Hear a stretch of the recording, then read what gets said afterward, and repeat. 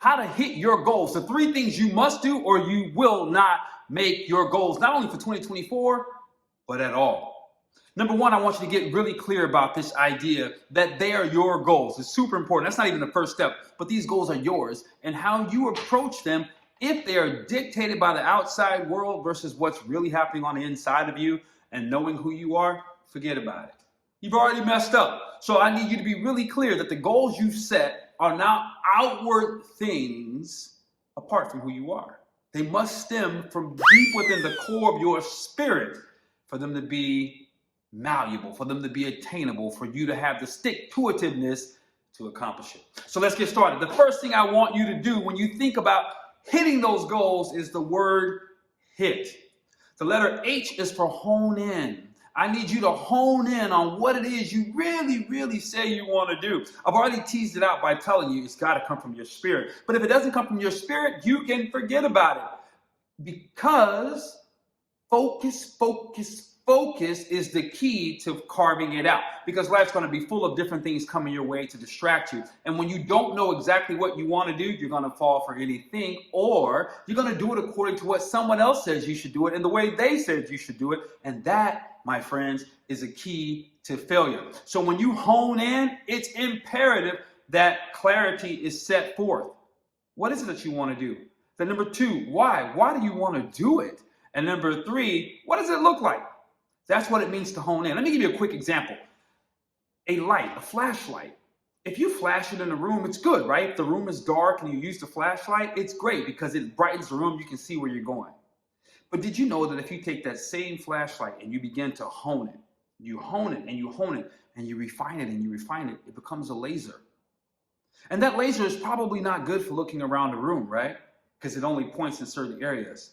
But the flip side of a laser is that it can cut through cancer. You can perform microscopic surgery with lasers. That's why it's so imperative that you hone in and be clear about what it is you want to do. It's going to help you when times get tough and the road gets rough, because it just will. It's part of living. The second thing I want you to do is identify, I wrote it down, identify your weaknesses.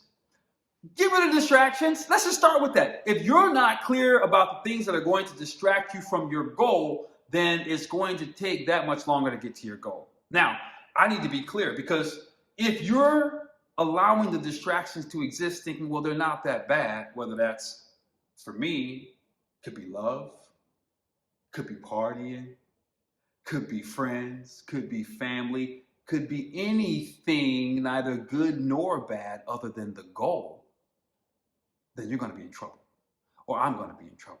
Because what will happen is those things will dictate my emotions, which will dictate my actions.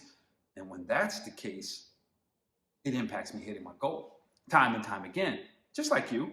I'm talking about me, but I'm talking about you too, because you know what it's like.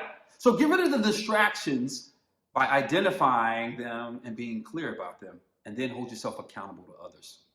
See, I have people in my life that I hold myself accountable to for these goals, because I know that if I don't identify those weaknesses, they might creep in and take advantage of me and pull me out the game.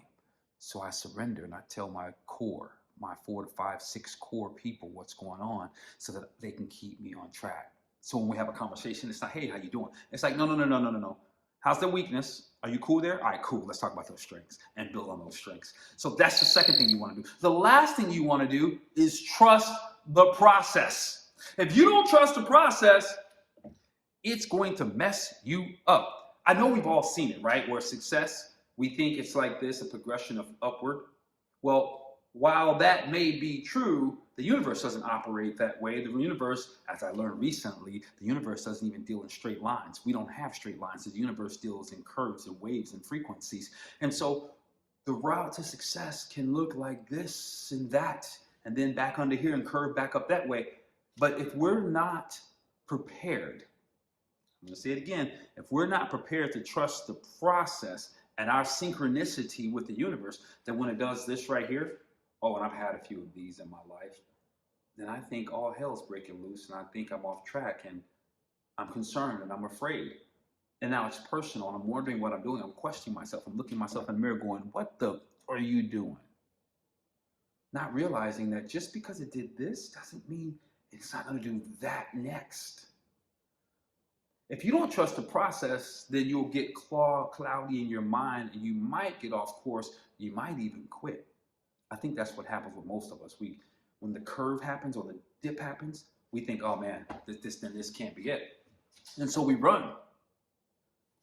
I often scratch my head when I look at my life because I've taken some big risks, not more than you have. I'm just saying for me, I've taken some very big non-traditional risks, and I promise you the ups are amazing, but the lows are desperate and dark.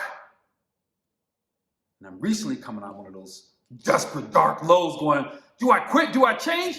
No, stay the course. Stay the course. Because I've been in the game long enough to realize, man, that's just a turn. It's just a turn for an upward trend that's coming.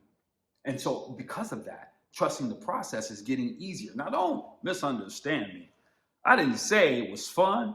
I didn't say I didn't feel. I just said I can trust because I know that what I'm up to is trending upward.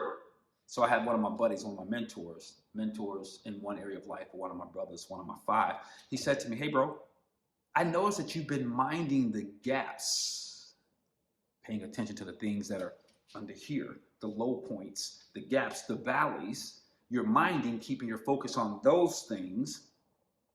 Have you taken a look recently at some of the peaks that you've been over? Have you looked at your life over the last 3 years and seen what you've done? He's like, I don't know anybody in my world who's done what you've done in the last 3 years, but you're minding the gaps.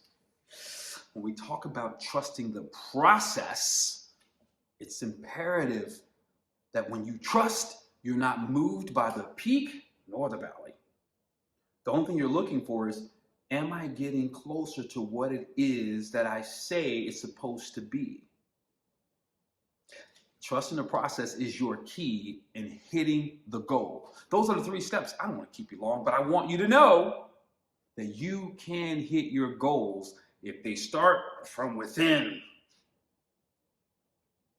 And then you identify the weaknesses, even if that means hiring someone else to help you in those arenas. Releasing the need to be in control so that you can get the assistance that you need and be removed or keep yourself away from those distractions so that you can continue moving forward. And then, of course, last but not least, trusting the process. That's how you do it. You take the time to break it down, because if you hit it, you win. But you got to remember that hitting it isn't even the final step. It's just a milestone along the way. This is your coach, Marquise Martin Hayes. This was the Monday Moment. Peace.